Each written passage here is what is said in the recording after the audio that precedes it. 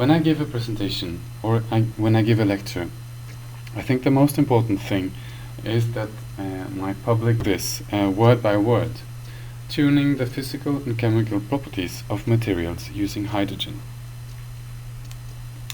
First, the word tuning has to do with change, but more specifically, tuning is about adjusting something in order to obtain an optimum. Like, for example, you adjust the force on a guitar string in order to obtain the optimum frequency of the string. However, in this lecture I'm going to speak on more general terms, so I'm interpreting the tuning as some sort of change.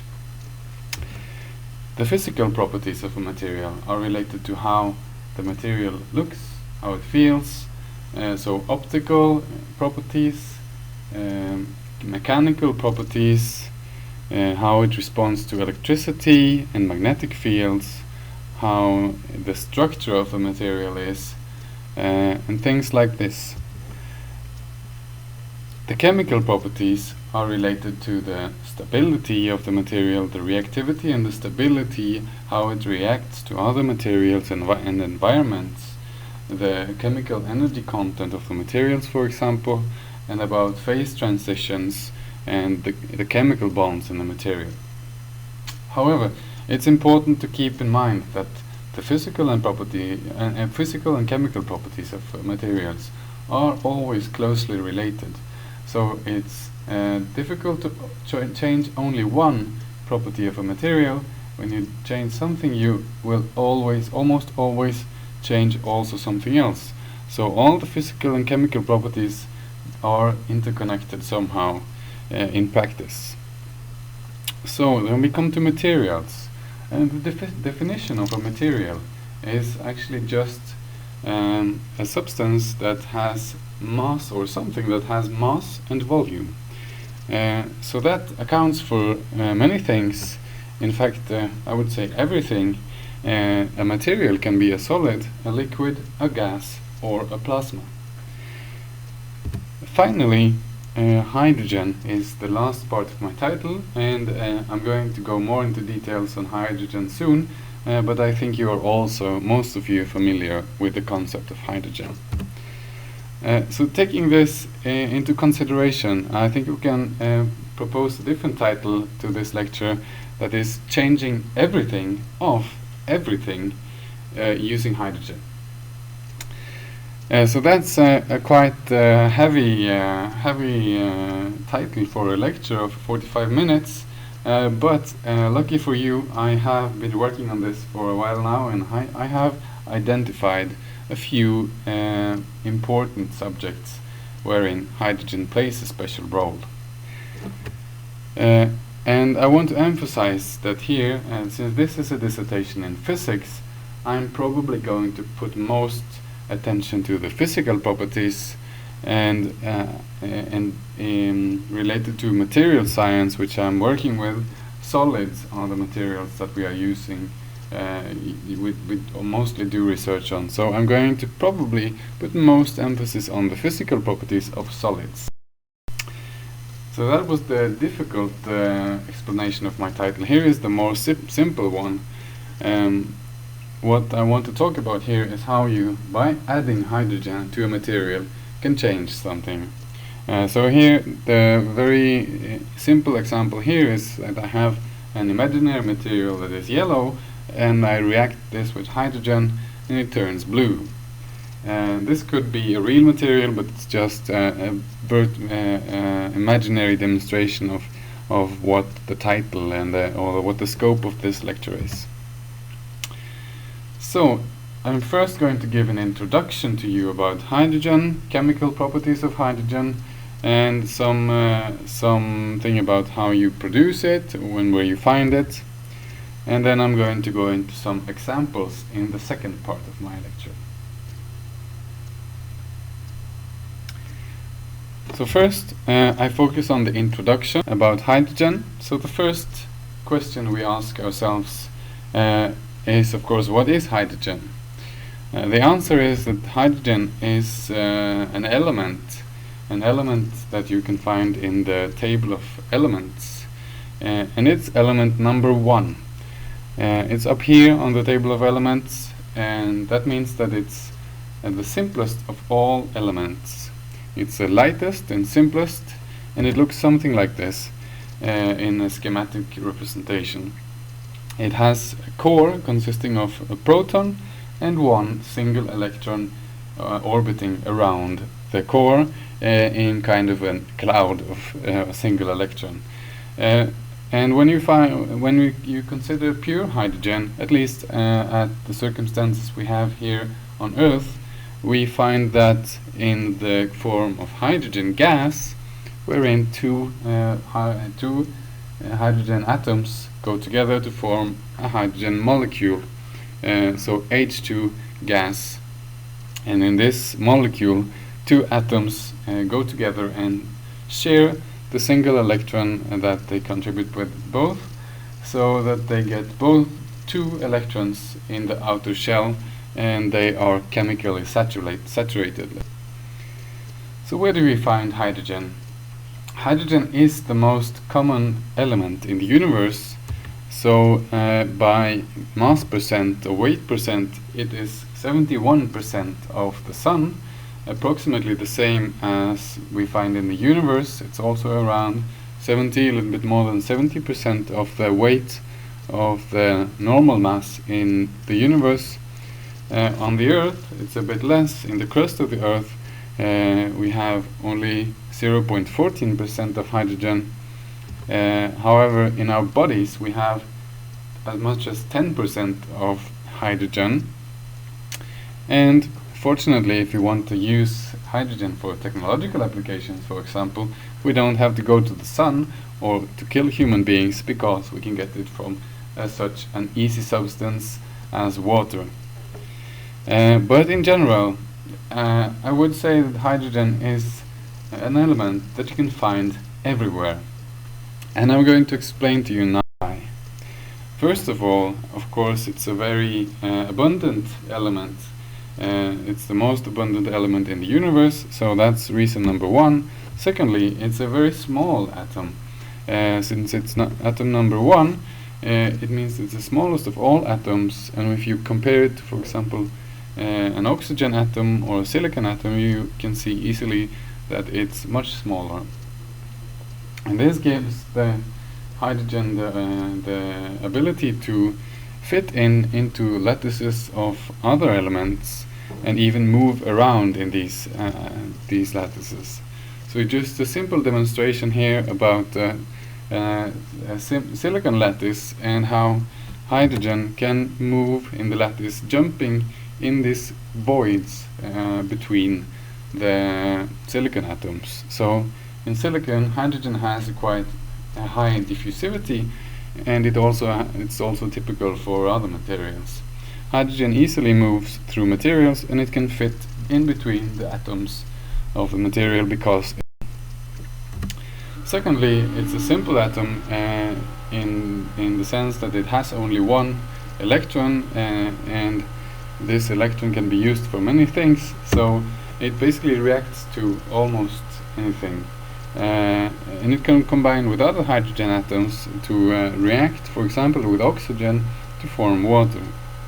Here we see that 2 hydrogen atoms go together, contribute with their single electron, so that the oxygen gets from 6 electrons, which it has itself, and gets 1 from each of the hydrogen atoms, and it thereby fills up the outer shell of the oxygen, and the hydrogen atoms are also chemically saturated, let's say.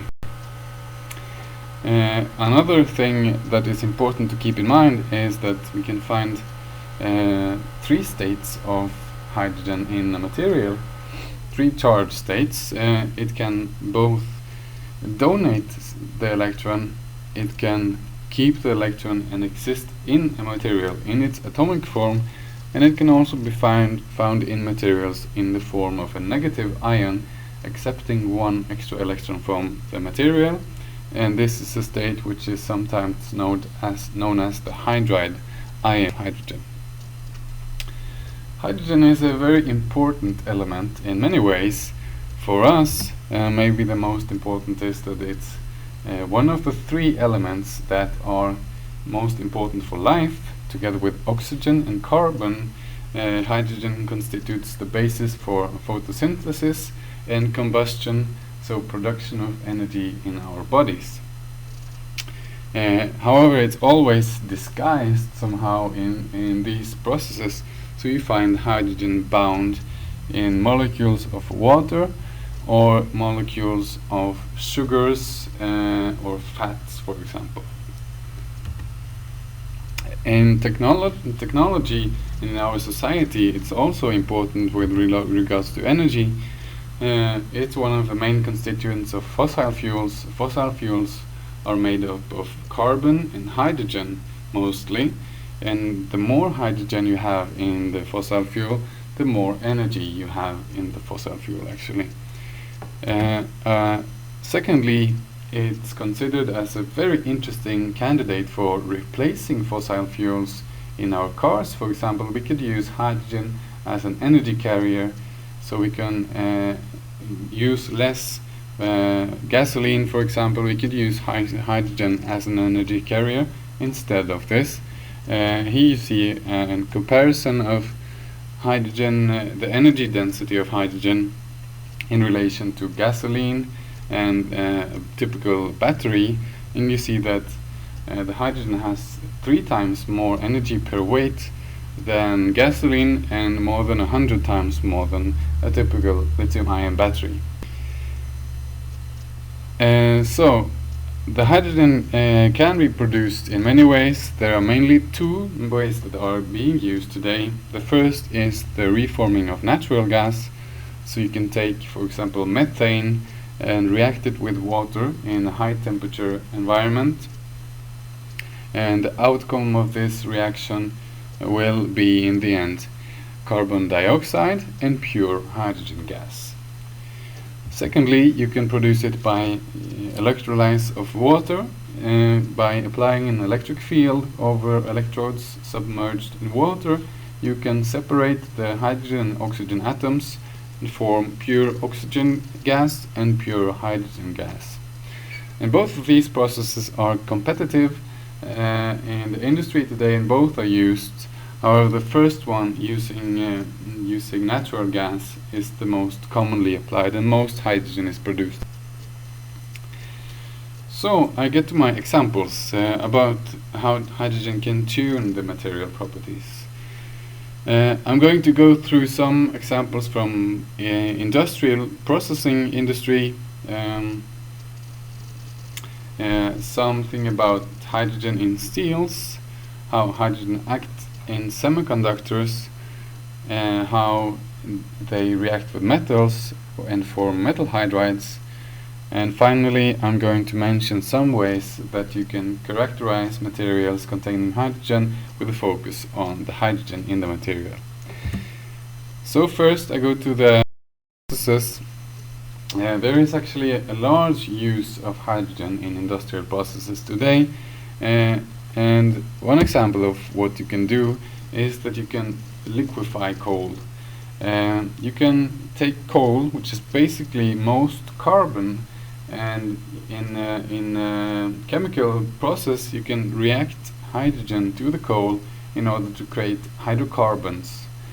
And the more hydrogen you introduce into the coal or the carbon in this process, the more energy dense the material becomes, as I said in the beginning, but it also becomes more liquid. So coal by itself is a solid material, but if you hydrogenate it, you can obtain oils, gasoline, diesel, and with the most hydrogen-rich hydrocarbons you get to the gases, ethane and methane. Those are the most hydrogen-rich hydrocarbons. Secondly, most of the hydrogen that is produced today is used in the processing of fossil fuels, so in oil refineries, for the upgrading of fossil fuels.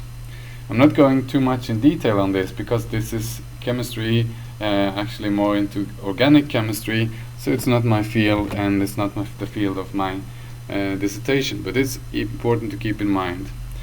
Lastly, the hydrogen is used in the food industry as well for treatment of oils and fats. When you hydrogenate unsaturated fats, the fats become more saturated. What that means is that in the unsaturated fats you have more carbon double bonds, and the hydrogen goes in and saturates these hydrogen double bonds, so they are annihilated by the existence of hydrogen. And this is done, for example, to obtain fats. The saturated fats are more dense, they are more solid, so you can convert vegetable oils into a vegetable fat like margarine. And you will see, if you take notice to the content of a lot of different food, you can see that it contains hydrogenated vegetable oil. So this is these are some examples of how hydrogen is used to tune the chemical properties, basically, of oils and fossil fuels in the. So I move on to the role of hydrogen.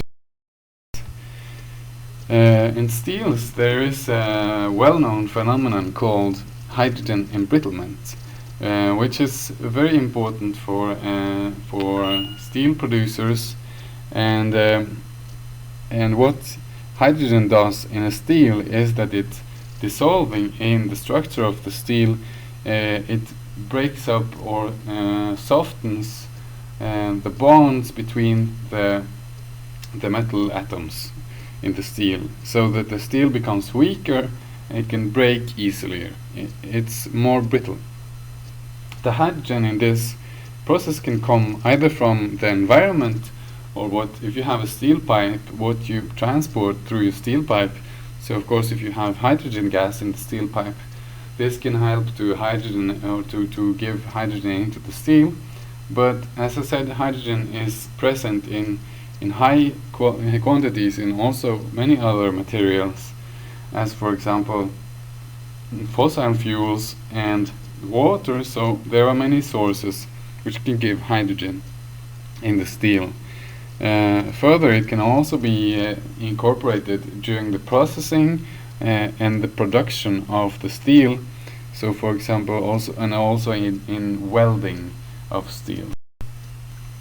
So what does hydrogen do in this this steel or the material? Is that it's accumulating at defects in the material. First of all, a lot of hydrogen is present at the surface of the material, but it also accumulates typically at what we call lattice vacancies, at edge dislocations and grain boundaries, so defects in the material. And for a steel, these points will already be the weak spots of the steel. But when hydrogen goes in and dissolves at these defects, it makes the defects even more weak and even more prone to break. And so this is a very important issue in the utilization of steel. And what can happen in some instances, under some circumstances, is that you get such high accumulation of hydrogen in the defects that it induces further stress. Then you get more defects, you get more hydrogen because of the more defects, and in the end the hydrogen can recombine and form small bubbles of hydrogen, and form bubbles and micro cracks in the material, and as a phenomenon called hydrogen-induced cracking of steel. So hydrogen can form bubbles of hydrogen gas, or in carbonized steels also methane. A similar phenomenon happened with the formation of metal hydrides in some alloys.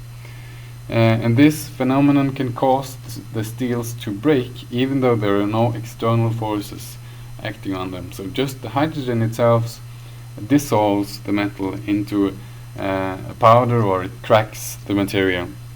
Here you can see an example of bubbles forming on the surface of steel. These are quite extreme cases, but normally you would have much smaller bubbles and micro bubbles and micro cracks in the steels. So hydrogen acts as a tuning agent in steel in the sense that it makes it weaker. However, we will now see that for semiconductors it can have a beneficial effect. Semiconductors are materials that are very important in our technological applications today. You find semiconductors as the basis for modern computers, in microprocessors. For example, in solar cells also you need to have a semiconductor in order to make a solar cell at all. And hydrogen plays a very important role here. So what you have in semiconductors are an issue with defects. Defects in the material reduce the electronic quality of the semiconductor. So that's a problem in semiconductors, and these defects are basically the same as you found in the steels. They can be vacancies, interstitial atoms, dislocations, grain boundaries, surfaces, and also in semiconductors it's important that impurities, so other elements present in the lattice, can be a problem. What hydrogen does again here is that it typically accumulates at these impurities or the defects in the material, and it kind of annihilates the electronic activity of these sites, binding up to the dangling bonds and the unsaturated chemical bonds in the material that really are the origin of the reduced electronic quality of the. So for crystalline semiconductors you can say that hydrogen passivates the electronic activity of defects. Passivation is an important word here. So passivates impurities, grain boundaries, surfaces, and so on. And if you look at the typical representation of a typical silicon solar cell, a multicrystalline silicon solar cell, you use surface coating, which is called an anti-reflection coating also, because it helps to reduce the reflection of the solar cell. But this is not only an optical coating, it's also a chemical coating. The silicon, this coating is made out of silicon nitride containing hydrogen. The hydrogen content is typically around 20 atomic percent in a silicon nitride. So it's quite high. And this hydrogen in the silicon nitride helps both to passivate the surface, because the surface can be a source of, or the interface between the silicon nitride and the silicon is a source of reducing the electronic quality of the semiconductor. But during some temperature treatment of the solar cell during the processing, you also get indiffusion of hydrogen from this surface layer and into the bulk of the silicon. And this hydrogen then typically goes to the grain boundaries in multicrystalline silicon to improve the electronic quality of the material when it reacts to these sites. Hydrogen also acts as an amphoteric impurity in semiconductors, which means that it counteracts always the doping of the material. So in some semiconductors you add certain impurities. In silicon you add phosphorus and boron in order to obtain N or P-type conductivity of the silicon. However, the hydrogen will, in this material, reduce the doping. You can look at it as as a result of this flexibility of the hydrogen atom of receiving an electron or donating an electron to the material. So when you dope a material you have extra electrons, for example, and these electrons can easily be bound by a hydrogen atom. So that's something you have to keep in mind for when you're working with hydrogen in semiconductors. There is one exception to the rule of the amphoteric nature of hydrogen in semiconductors, which is zinc oxide, maybe also some other metal oxides, but zinc oxide is the most famous example wherein hydrogen was shown to have the effect of n-type doping. These are quite recent results. It was demonstrated only in around the year 2000 that hydrogen has this effect. And it was actually used as an explanation to the problem which you have with zinc oxide, that it's very difficult to achieve p-type conductivity. And this might be related to the fact that hydrogen is almost always present in the material. It's very difficult to get rid of it. So further on hydrogen in silicon. Silicon you can find in two forms as a solid material. It can be crystalline, and that's what I've been talking about so far, but you also have an amorphous state of solid silicon. The amorphous state is disordered lattice, whereas in the crystalline lattice you have a high level of ordering of the atoms. So a very nicely defined lattice. However, in the case of an amorphous lattice, it's difficult to imagine that, at least if you know the quantum physics behind this, it's difficult to imagine that this amorphous material would have semiconducting properties, and this is actually also true. Amorphous silicon was studied for a long time, starting in the 1950s, and the amorphous silicon that was deposited was found to be not useful as a semiconductor. However, in 1969, some people found out that they would try to deposit it by some chemical vapor deposition method, and they found out that this amorphous silicon was actually had quite good properties and could act as a semiconductor and could be implemented in semiconductor technological applications. However, it was only 8 years later that it was found out that this amorphous silicon by CVD was containing a lot of hydrogen, and this hydrogen was responsible for the increased quality of the amorphous material. So hydrogen, what it does is that it connects to again all the defects, and it's actually so good at reacting with the defects and all the dangling and unsaturated bonds in the material that this somehow works as a semiconductor in the end, although that is very difficult to see just by looking at the material in considering the quantum physics of the lattice. And this has been utilized a lot in technology. Here's an example of this very cheap amorphous silicon solar cell that was implemented in calculators back in the days. And this amorphous silicon typically has a percentage of 10 atomic percent of hydrogen. This can be changed, and changing the hydrogen content you are actually able to modulate or tune the electrical properties of the material. You can change the band gap, for example, within a certain range. And the hydrogen containing material is working quite nicely as a semiconductor, so you can dope it as normal silicon using the same impurities and so on.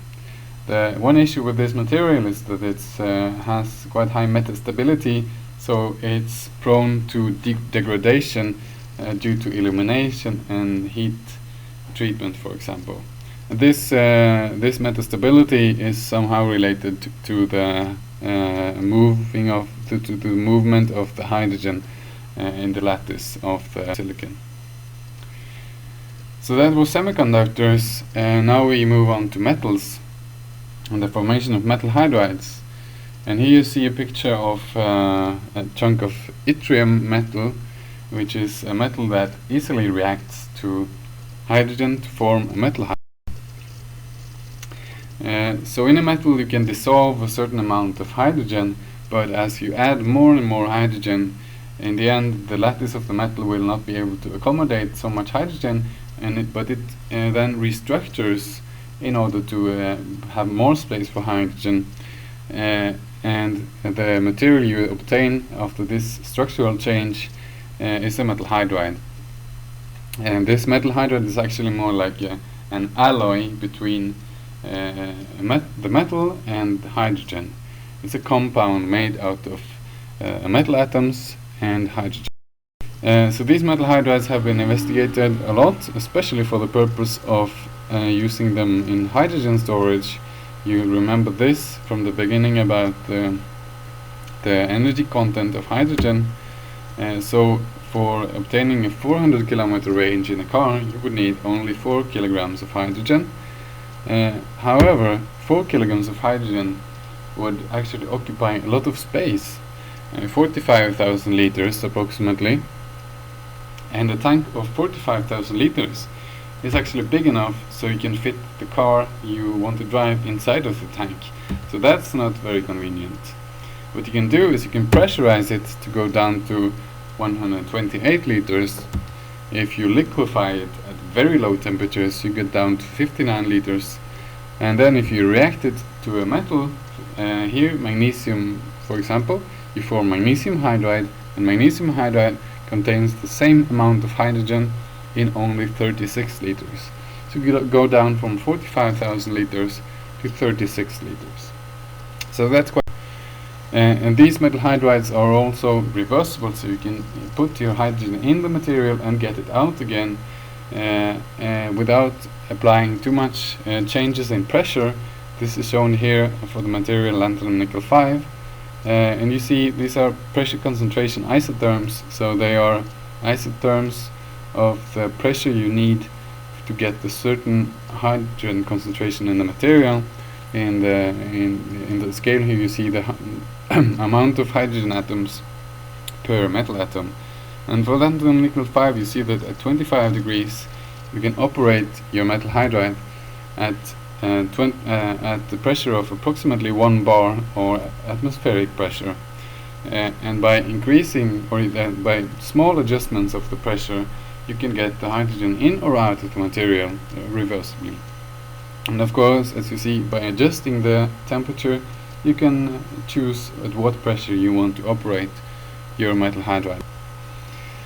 However, what is more interesting with regards to tuning of the material properties is the existence or the properties of the metal hydride itself. Because the metal in it before the reaction with hydrogen will of course be metallic, it will be conductive for electricity, and it will be opaque and reflecting. You cannot see through it. However, the metal hydride for some metals can be semiconducting or insulating, has a very low conductivity for electricity and high optical transparency, so you can see through it, quite transparent. And you can think about some applications of this. It was discovered in 1996 by a Dutch group that you could use this so you make very thin films of yttrium. And when you hydrogenate the yttrium films, you go from a reflective mirror-like device into something transparent. So what happens here is that you go through 2 phase transitions for the yttrium. Here you see some more details. You see the pressure concentration isotherm above, the optical transmission in the middle, and the lowest one you see the electrical resistivity of this material.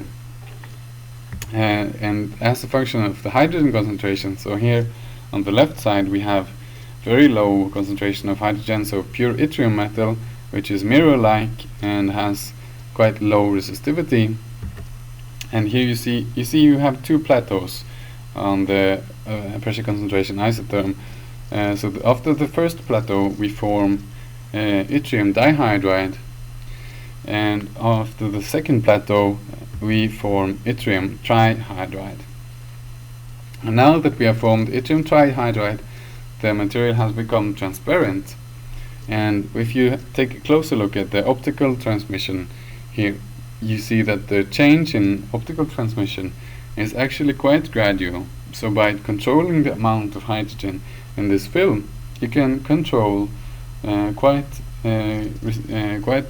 well the amount of light that is transmitted.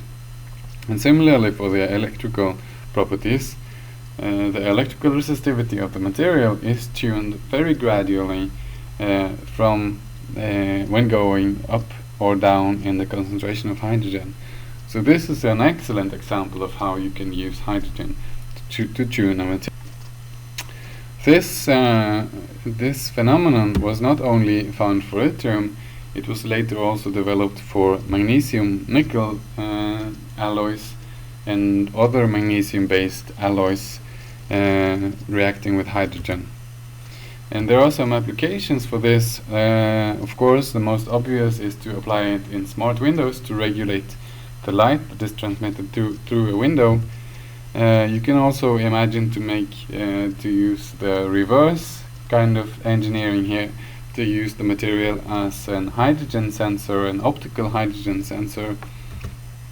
It's also been suggested to use this in a smart solar collector coating, because there is not only mirror-like in the transparent state for this metal hydrides, but for magnesium nickel hydride especially, there is a third state which is black, very absorbing for light.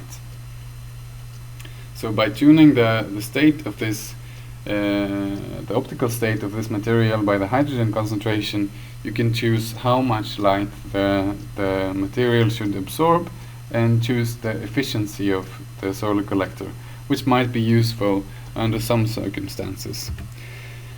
Lastly, and now we are coming into the subject of my thesis, is the application of these films in semiconductor technology and the ability to tune the semiconducting properties by the hydrogen content. And it seems that the hydrogen content can be a way of controlling the hydrogen. Maybe even controlling the hydrogen content can be a way of tuning the doping of the material. So I think that's quite but now, before I run out of time, let's go to the last section, which is about characterization of hydrogen in material science. For hydrogen, it's difficult to use the standard methods. You will not get so much signal from hydrogen because it's such a small atom with such a little charge, so that it doesn't interact with X-rays or electrons. And also, if you are working with impurity levels of hydrogen, it can be difficult to detect because you have such a high background. Because of the presence of hydrogen everywhere, the signal from hydrogen in your experiment will be very small. Therefore, you have some alternative methods which are preferred in the work with hydrogen: vibrational spectroscopy, nuclear magnetic resonance, neutron diffraction and neutron scattering, nuclear reaction analysis, and elastic recoil detection. I don't have the time to go into details on these methods, but just so you see that there are some methods that work better with hydrogen, so you keep that in mind if you want to investigate the effects of hydrogen on a material. And as a last example of tuning, I want to mention the ability of tuning the experiment when you're working with these last methods, which really interact with the hydrogen. What they do is that they interact with the core of the hydrogen rather than the charge, actually. So hydrogen has two different isotopes which are stable, and by replacing hydrogen with deuterium, you can change how the experiment works. So you can use this interchange or the tuning of the amount of hydrogen in the deuterium, the material, to obtain certain information or to emphasize something that you want to investigate in the experiment. So this is a very good opportunity, and deuterium is quite available, so it's not so difficult to make experiments using deuterium, for example. And before I stop, I want also to emphasize that this has been only a small taste of some systems, some materials in where hydrogen plays an important role. There is a long list of other materials where hydrogen is important. So, for example, in magnetic systems, how hydrogen acts in different oxides for different purposes. There are very many interesting things to go into here, and I'm sure I have overseen a lot of interesting fields as well in this quick. To summarize, the most important point here is to realize that hydrogen is almost everywhere, and it can tune the material properties of many very many materials, and this tuning is often unintentional. So it's when you're working with a material that you believe is hydrogen free, it might actually be that hydrogen plays a very important role and dominates sometimes some of the properties of the material. I've gone through some examples about how hydrogen is used in the processing industry, about how hydrogen causes embrittlement of steels, how hydrogen can passivate the electronic activity of defects in semiconductors, how you can tune the optical and electrical properties of metal hydrides by using hydrogen, and lastly some methods for characterization and detection of hydrogen in materials. So thank you very much for